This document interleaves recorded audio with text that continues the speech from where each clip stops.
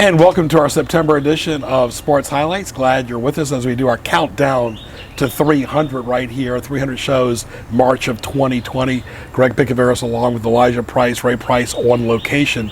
We're at the Northampton Pool in beautiful Hampton, Virginia for our September edition. Our program airs on Mondays at 7 a.m., 2 p.m., and 7 p.m., weekends at 9 a.m. Happy back to school year for all faculty, staff, and students as well for a great upcoming school year. And thank you to our school board for what you do 12 months out of the year. It's a pleasure to talk to Chris Granados. He's the vice president of the Hampton Roads Underwater Hockey League. Chris, good to see you.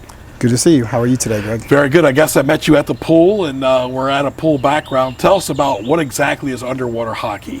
Well, underwater hockey is a very unique sport that's played at the bottom of the swimming pool. It's played much like regular ice hockey, but you wear swim fins, a snorkel, and mask, and you swim to the bottom of the pool and carry a one foot stick that's handheld. You push a puck across the bottom of the pool and try and score a goal. Well, you talk about that. I mean, first of all, breathing, I guess, is very difficult underwater. Breathing is difficult. Most people can't breathe underwater. Yeah, breathing is difficult for swimming. So talk about the gear involved. Well, you wear your typical snorkeling gear, swim fins so you can swim faster, goggles and snorkel so you can breathe. And the purpose of the snorkel is when you're swimming on the surface of the pool, you can look at what's going on at the bottom of the pool without pulling your head out of the water, just breathe through the snorkel. Does it take an advanced swimmer to do this, or pretty much a novice swimmer can do this as well? I wouldn't say advanced, but certainly not a novice. You have to be very comfortable in the water. You have to be comfortable swimming to depths of 8 to 9 feet in depth. If you don't have an easy time regulating your body and being able to control yourself to go 8 feet deep and hold your breath for 10 to 15 seconds or more at a time, it's very difficult for you to play this sport. So you have to be in pretty good health to do this. You have to be a pretty good swimmer. Yeah, absolutely. Well, obviously you guys do this indoors and outdoors. Talk about the pros and cons and the advantages of outdoors versus indoors. There's really no difference other than if you're outdoors, you might need to wear some sunscreen. Indoors, you don't have to worry about that. But it's all played at the bottom of the pool. So whether it's an outdoor pool, indoor pool, it's all the same because at the bottom of the pool, it's all the same. Very nice. We're talking to Chris Granados of the Hampton Roads Underwater Hockey League. Folks, not above water, but underwater, and we'll talk about some of the people involved in it as well. Let's talk about some of the places that y'all practice and some of the places you travel to. We practice normally at the Brittingham Midtown Swim Center, the 50-meter pool in Midtown Newport News. We play there most weeks out of the year, Mondays and Thursdays. Some times of the year it's only Mondays, but for the most part, Mondays and Thursdays almost the year round. We have a travel club, so some members of our club put together a team, and we've traveled to Canada, we've traveled to Cincinnati, we've traveled to Fairfax, Virginia, Orlando, Florida, to play in tournaments against other underwater hockey clubs from other parts of the nation. How do you recruit players to get involved? We use a site called Meetup, and we get a lot of people through the Meetup site and word of mouth and just friends. If you go swimming at a local pool and you see somebody that's into swimming, we talk to them, see if they're interested in coming and trying out. So really, it's just anybody who talks about it. You know, those of us that play regularly are pretty passionate about it, so we do a good job of trying to talk people in at least coming and trying out. And it's good exercise, good workout too. It's an extremely good workout. I'm sure you're exhausted by the time you're done. Oh, I want some more. Oh, you do? Yeah. Wow, okay. So you really are passionate about it. Talking to Chris Granados of the Hampton Roads Underwater Hockey League, folks. This is one thing is to swim, one thing is to hold your breath, but they do have, like you said, masks and proper breathing facilities and all that stuff too. And the proper equipment is very important. Yeah, the equipment's important. You can't have your mask leaking while you're underwater, otherwise you won't be able to see. You want to be able to breathe through your tube and through the snorkel, and of course a good pair of swim fins so that you can swim speedy fast underwater. We'll talk about this as far as co-ed and ages involved in this. Co-ed, it's a co-ed sport. It's a non-contact sport, so there's no unfair advantage by not having not having all male team or having females on the team. It's a lot of fun. Age level, it can be for anyone who has basically got the swimming skills to be able to handle playing it. We've had as young as 11 or 12-year-olds play it, and we have a regular guy who's over 75 years old. Wow. So really there's something for everyone. Yeah. So you talk about underwater hockey, and of course, I guess you have to have a minimum, 10 feet deep, or does it really matter how deep the pool is? Well, it's ideal if it's 7 to 8 feet deep. We've played in 5 feet before. We've played in 3 feet before, but the game is played at the bottom of the pool, and the three-dimensional aspect of the pool, the more depth there is, the less cramming there is of people in the same space. So it's ideal at about 8 feet deep.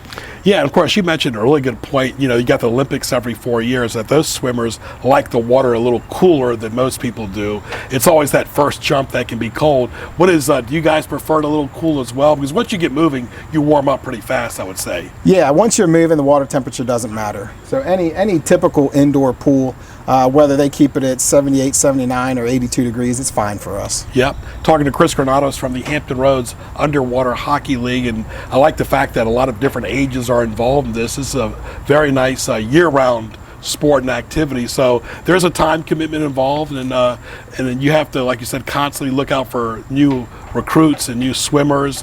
But you welcome and encourage everyone. Yeah, we certainly welcome and encourage anyone who thinks they'd like to try it out, but we would especially encourage any kid who's on a swim team or who swims on the swim team in the summertime, or even does it at their high school year-round, to contact us and give us a shout to see if it's something they might want to do. It's a great training regimen that they could get into in their off season when they're not swimming regularly for their swim team, and maybe even to supplement their training when they are during the swim team year, because this is a lot of breath holding and underwater swimming, which could really increase the fitness level of swimmers during the swim season. Absolutely. He might be a little modest, but you do have to be in pretty good shape to do this. I mean, it's not easy, and of course you should consult with some of the experts that have done it for a while too. Like anything else, you might need a refresher before you just jump in and do it, right? I don't think so. I think it's a great beginner sport. The tough thing is just making sure you understand kind of the basic rules and how to play. But swimming, if you know how to swim, you can jump in and do it. The first time I ever played this sport, I jumped in and scored like 5 goals. Wow. Okay. So it's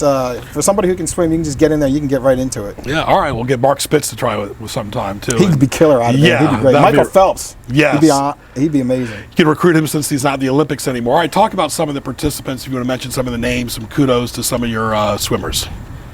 Well, Anybody stick out? Yeah, the guy who started the club here, his name is Doug Kroll. Okay. He started the club here. He's the one who brought the club to Hampton Roads about 5 years ago, maybe 6 years ago. He started recruiting people, and he's been the driving force for why we have a club of regular 12 to 15 members that show up every practice. Right. How about social media? I know it's a good way of recruiting as well. We have a Facebook page. Hampton Roads Underwater Hockey has a Facebook page that you could join, and you could of course find us on the Meetup site. If you join Meetup and search for Hampton Roads Underwater Hockey, that's where we post all of events. So anytime we have a practice or a scheduled event, we put it on that so people can know. Any amount of participants that you need in order to conduct a proper practice, Chris? It's ideal if we have 6-on-6, so Okay. 12 people. So we can get by having 5-on-5, which is 10 people. But if we have 12 people at a practice, we're golden. All right. So remember, not everybody knows this like you do. So let's talk about, for hockey, it's a puck. For field hockey, it's a ball. For lacrosse, it's a ball. What is it for your sport? Underwater hockey, it's a puck, just like regular hockey, but it's weighted. It weighs about 3 pounds. Wow. So it's designed to always stay on the bottom of the pool. So I'm going to agree to disagree with you. I think you need to be in very good shape to do this. And you need a lot of strength, because a 3-pound ball is more than a baseball or softball, correct? Yes. Yeah, so you have to be in pretty good shape to do it. As far as attire, just your bathing suit and like any other swimmer and Yes. that type of thing. Yes. Well, you talk about the pool, and like anything else, chlorine can be an issue at certain pools. Just give us some advice for the novice person out there who wants to swim, as far as goggles and no goggles. Like you said, you rarely go into water without goggles. Yeah, that's just because I like to be able to see clearly, and I don't like my eyes to get irritated. Sometimes that could happen. You never know what the water conditions are in the pool. So just always protect yourself by wearing goggles. And with the equipment for underwater hockey, the basic equipment, you have the snorkel and the fins. I mean, the fins is the best part because it's a lot of fun swimming fast. Why are the fins so important? Because of the speed? For the speed, but just so you can get to the bottom of the pool. I mean, when you kick with just no fins, you don't move anywhere. Mm-hmm. So you're not going to be an effective player if you're moving at snail's pace and everyone else is swimming like sharks. Yeah. So this is always evolving. And what has stood out for you? Any special moments that you can recall around here or Northern Virginia or any else place that you've swam and competed at? Well, every time I play, every time I get out of the pool after practice, I just get out and say, this is the funnest sport I've ever played. Wow. I always have a good time doing it. Good practices, bad practices. It's always fun. I always enjoy it. So it's where I've developed a passion for it. But I have a huge passion for being around the water, being in the water. I was in the aquatics industry for 25 years. Right. So I love swimming in the pools. But I think we've had a great moment this past June where we put together a team and we went to the national tournament in Orlando. And we had a lot of fun practicing, learning new strategies, and putting together a team to compete against the best in the country. You like swimming in the lake and the beach or just the pool? Absolutely. Yeah, even a lake. Lake, pool, ocean. Wow. Now, you could never do this at a lake or a beach, though. That would be almost too impossible. Or no, not for you. It wouldn't be. Yeah. I mean, I wouldn't mind a challenge, but yeah, it's probably not going to work so well. Right, because you got to deal with water moccasins and fish and everything else. As we're wrapping up the interview with Chris Granato, so what would you tell the beginner out there? You're trying to get a lot of kids what they should do to get involved with a club like yours. Well, I mean, it depends on what your swimming level is. If you're already a non-swimmer, first thing is take swim lessons. I encourage any youth, anyone who doesn't know how to swim, to learn how to swim. Take swim lessons, find a place that gives swim lessons, because not only is it a fun activity to do, but it'll be a lifesaver, especially in this area where we have all this water around here. Yeah. Swimming is an essential skill of life. Swimming and CPR, I think, are two skills around the water that are lifesavers. But once you take swim lessons, you learn how to swim, increase your swimming level by doing activities that are fun to play. You can go to a pool and swim laps, and that's a valuable exercise, but it can be a bit monotonous and boring. But you play a team sport where you play against other people, you have skills and goals and work on and go to tournaments and play a team sport. It's a lot of fun with other people. You should still stretch out and exercise your stretch out your legs a little bit before you go in, because you're using your arms and legs. Yeah. Just like you do for any physical activity, you want to prepare yourself physically for that sport. They say tennis is for a lifetime, and it sounds like underwater hockey could be for a lifetime as well. Chris Granatos, thank you very much, my friend, and all the best to you and your club and activity in the future. My pleasure. Thank you very much. My pleasure as well. Chris Granatos right there, Vice President of the Hampton Roads Underwater Hockey League, as Sports Highlights is on the road for the month of September, our back-to-school special.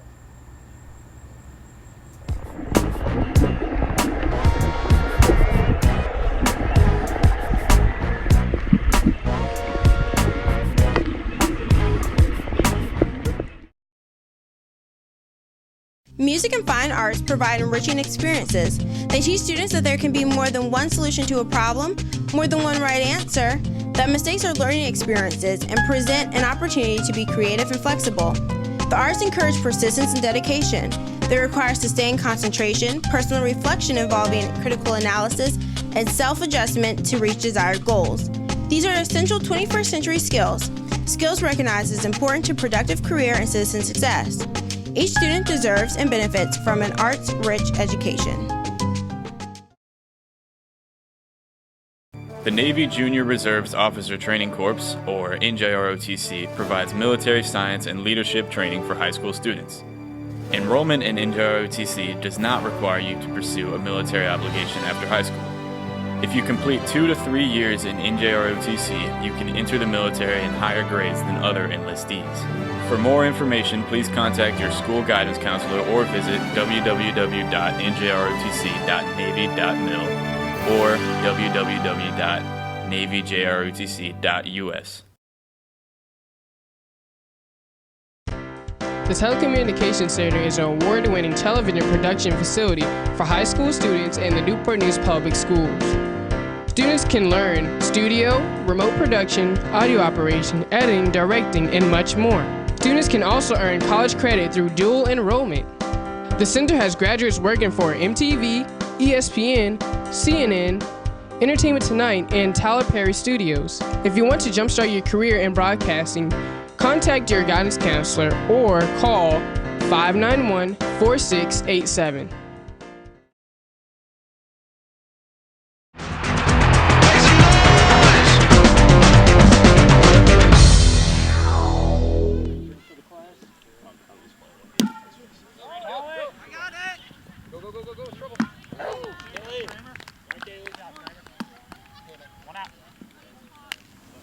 And welcome back to our September edition, our back to school sports highlights on the road as we do our countdown to Sports Highlights March 2020 300 shows. Hope you enjoyed our underwater pool segment in Hampton. Now we're back to Newport News at the Boys and Girls Club at their field, talking Kickball League of Hampton Roads with Ryan O'Donnell. Ryan, good to see you. Hello, how are you?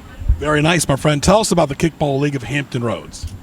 So we're an adult-only, 21 and up kickball league in the area. We're about 200 strong, and we range between 13 to 10 teams depending on the season. When you talk about both sides of the water involved, right, Peninsula and South Side. So we have a very large amount of South Side teams. On the Peninsula, we have just us, Newport News. We have a couple leagues in Norfolk, a couple leagues in Virginia Beach, Chesapeake, Portsmouth, and then us in Newport News. Talk about the rules of kickball, how many people play, and what are the goals, and is there a time limit? Yeah, so it follows the rules of softball. We follow the ASA rules with some modifications for kickball. You have 11 people on the field. You play 7 innings, and it's a 50-minute time limit. So if you don't make it, the umps will call time. We have ASA softball umps, so they're registered, and it's a good time. Really something for everyone. Now, let's say that somebody's really strong and powerful with their legs, and they kick it a long ways. I know in baseball it's a home run. What is it in kickball? It's still a home run. Yeah, you got to run it down. Yeah, Okay. Yeah. Sometimes, depending on, we're a tight field here, so you might have to, if it runs into an out of bounds area. Those are all designated before the game starts. All right. I know there's a price tag to play in this. They're going to pay a fee. But how about officials? How about end of the year awards? How does that work? Sure. So there's a fee to sign up. You can sign up we do 3 seasons a year, the spring, summer, and fall. And then we ask for ump fees throughout the year. So everyone pays for their own umps.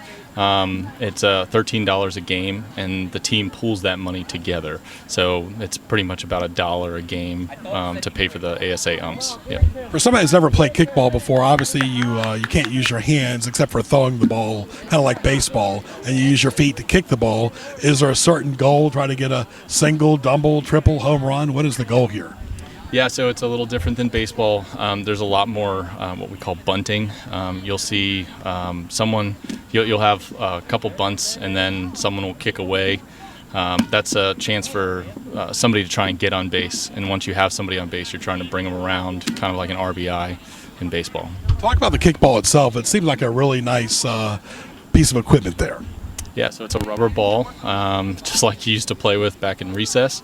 It's very, depending on the day, depending on how hot it is, how cold it is, it can really fly, or it can just kind of be a dud and just kind of die on the kick. You never know. We've seen balls kick so hard that they popped. So yeah, it's a kind of a variable that you're not really used to. With a baseball, you can throw that and you know what you're getting. Right, I'm talking to Ryan O'Donnell right here for our Sports Highlights September show on the road. Glad you're with us for our monthly interview program since February of 1992. And you talk about the sport, you have to be in pretty good condition because there is some exercise involved. Yeah, I mean, it's a fair amount of exercise. A lot of people, we like to consider ourselves kind of a recreational league, adult league. So you come out, it's a good time. You don't have to be in super fit condition. You can come out and play, just from kind of couch to kickball kind of idea. You don't really need to train for this.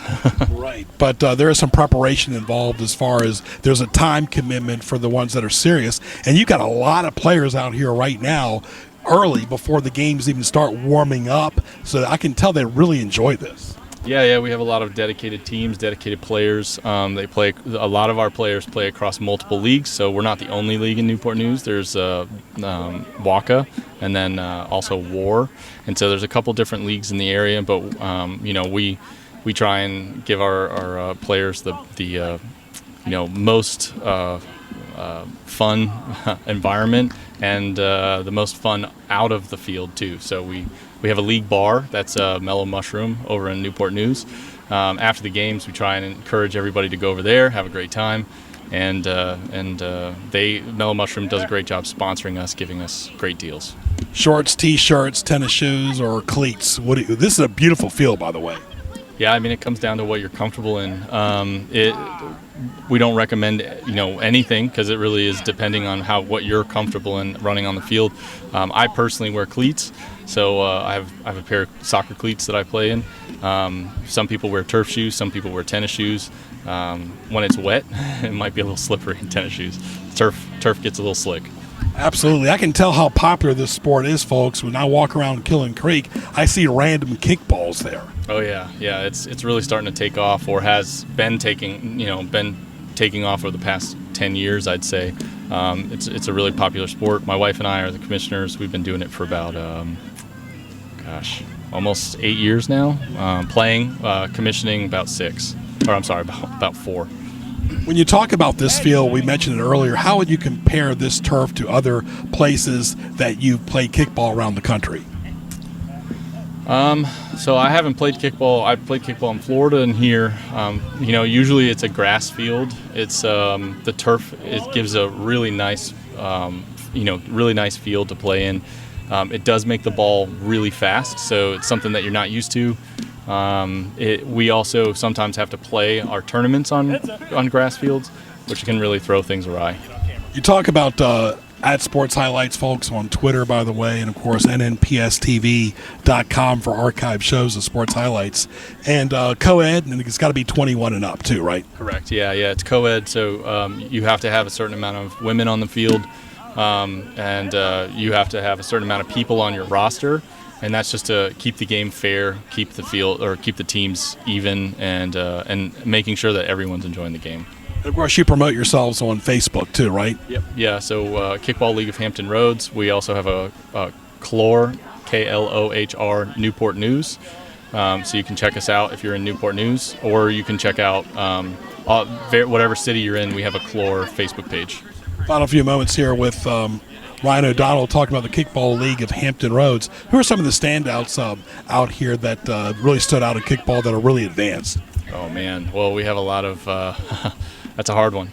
We have a couple teams that play across multiple leagues. We have some really talented people, and I wouldn't be able to name names exactly, but we have some really talented people that play across multiple leagues. They travel. They're on travel teams. They'll go to different tournaments throughout the country playing kickball. I see you have some spectators out here that really enjoy watching it too. Yeah, we get a lot of people out. It's nice to be in the Newport News, Dresden area. We get people coming from the community, coming to check it out, watching. We actually played a community game against the Boys and Girls Club field here, just really enjoying ourselves. Talking to Ryan O'Donnell, final few moments right here. We mentioned social media, but what would you recommend for somebody who hasn't played kickball since they were in K through 5? Stretch before you kick the ball. I think that's probably the biggest recommendation. We see a lot of injuries from people who come out cold. They don't do a warm-up, they don't stretch. They go to kick that ball and then they blow their quad. So yeah, I'd say stretch. Also, if you're looking for a sport that's easy to get into, it has a very low injury rate, and it's also very low kind of, not hard to play. Kickball's the sport for you, for sure. Now, one good thing about this sport, like we mentioned talking to Ryan here, is spring, summer, fall. You don't play and take a few months off during the winter, but it's pretty much year-round as well. So really, there's not much downtime. No, and that's just the Newport News. There's other leagues that play in the winter on the south side and on the peninsula. So if you're looking for a winter league, if you're like, I can't get enough kickball, there are leagues out there for you. Yeah, what do you do as far as strategy when you're playing a certain team? Do you look at film? How do you prepare? Because still I have to be some type of practice or something to get ready for a game. I'm assuming you just can't show up randomly. For us, it's just a recreational sport. We've been playing it for a long time, so we're just coming out here, just kind of giving our all on the field. There are some teams that they do film games, they film strides, they film. It depends on how serious you take the sport and what you're looking for out of it. Final couple moments here with Ryan O'Donnell, and your wife's involved too, like you mentioned too. I'm sure you need people behind the scenes to make it happen. Yeah, I would consider her the commissioner. I'm the person who is out on the field making sure that things run smoothly. But yeah, she's definitely the commissioner. She runs everything, make sure everyone is happy, make sure everyone's getting things done, secures our sponsors, secures our. We do a league party or a season party every year, or every season. So she makes sure everything is running smoothly. Very nice. Yeah, I'm sure some people will ask this question because this field is so beautiful. How do you get access to this field? You call up the Boys and Girls Club of Newport News and you say, "I'd like to use your field," and if they have an opening, they'll let you use it. It is absolutely beautiful. The best field, and I've lived here and grew up in Newport News, I have ever seen in Newport News. All the best to you, my friend. All the best to the Kickball League of Hampton Roads. Thanks. I'm going to get out there and play some kickball. Very good. Stay right there before we close the show. That is Ryan O'Donnell right there. I want to thank everybody on the September show today as well, from the pool segment to the kickball segment to our excellent crew of Ray and Elijah Price and the beautiful weather for cooperating as we start our 1920 school year. So for Ray Price, I'm Greg Bicaveras. Thanks for watching our September edition of Sports Highlights, and we'll talk to you soon.